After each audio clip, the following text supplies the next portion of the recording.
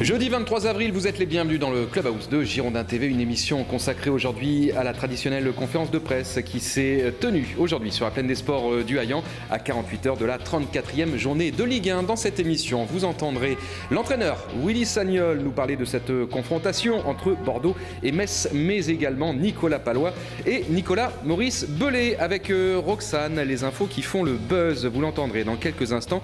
Il s'agit notamment de Diego Roland et puis aussi des Girondins de Bordeaux qui envisagent peut-être, pourquoi pas, de se doter d'une équipe féminine. Mais pour l'heure, je vous propose de retrouver tout de suite Olivier Faure, le tour de l'actu en moins de 2 minutes.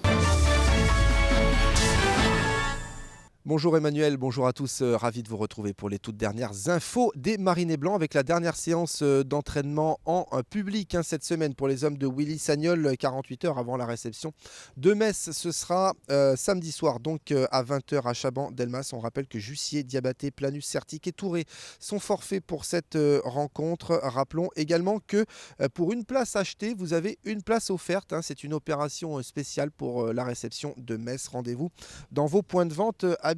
Et puis c'est aujourd'hui à partir de 14h30 que la billetterie en ligne est ouverte pour acheter les places pour le dernier match de la saison dans le nouveau stade. Il faut d'abord créer un compte sur internet, sur la billetterie en ligne pour avoir accès donc à cette billetterie. Rendez-vous sur le site internet officiel des Girondins de Bordeaux. Et puis sachez qu'il reste encore des places pour assister au dernier match de la saison à Chaban-Delmas. Ce sera la réception de Nantes. Enfin, félicitations à Eric Bédoué qui vient de prolonger son contrat avec les Girondins pour une durée de 2 ans.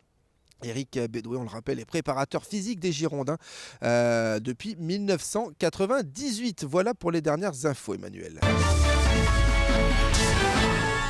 Merci Olivier, bonsoir Roxane. Bonsoir Emmanuel, chers amis abonnés, bonsoir. Alors on vous l'a dit dans quelques instants, les conférences de presse avec Willy Sagnol, Nicolas Maurice Bellet et Nicolas Pallois. Mais on va commencer par un autre joueur tout d'abord qui fait le buzz sur les réseaux sociaux. Il s'agit de Diego Roland. Exactement, Diego Roland serait très bien placé dans les joueurs efficaces face aux équipes du top 5 de Ligue 1 cette saison. Il a été, je le rappelle, un double buteur face à Monaco, buteur face à Saint-Etienne, puis Paris. Et bien Diego Roland est ainsi le 3e joueur le plus efficace. On rappelle, c'est du top 5 du championnat. L'attaquant bordelais, vous le voyez, est devancé dans ce classement par Zlatan Ibrahimovic et Wissam Ben Yedder pour Toulouse. Alors il pourra encore progresser dans ce classement en cas de but à Lyon pour l'avant-dernière journée de Ligue 1. À noter également, regardez Emmanuel, de ce classement, la 4e place est pour Emiliano Sala. Bravo à notre joueur prêté à Caen. Le jeune attaquant a marqué 3 buts face aux 5 premières équipes de l'élite, ce qui le met donc en 4e position.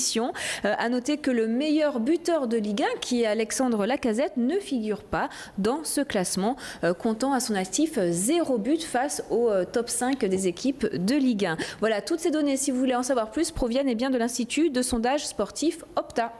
Et puis une autre info, on vous l'a dit en préambule dans le sommaire, c'est les Girondins de Bordeaux qui envisagent, pourquoi pas, de se doter d'une équipe féminine. Exactement, une info révélée ce matin par nos confrères de Sud-Ouest qui annoncent que les Girondins réfléchissent sérieusement au lancement de leur propre équipe féminine avec pour objectif de rejoindre les autres clubs de Ligue 1 qui ont déjà investi dans cette catégorie. C'est une affaire à suivre, mais en tout cas sur les réseaux sociaux, je peux vous assurer, Emmanuel, qu'il y a déjà de nombreuses propositions d'équipes ou de coachs pour cette équipe féminine. Regardez, on a par exemple Stanf 3 qui nous dit une équipe féminine aux Girondins, je m'en occupe. C'est vrai que c'est assez tentant.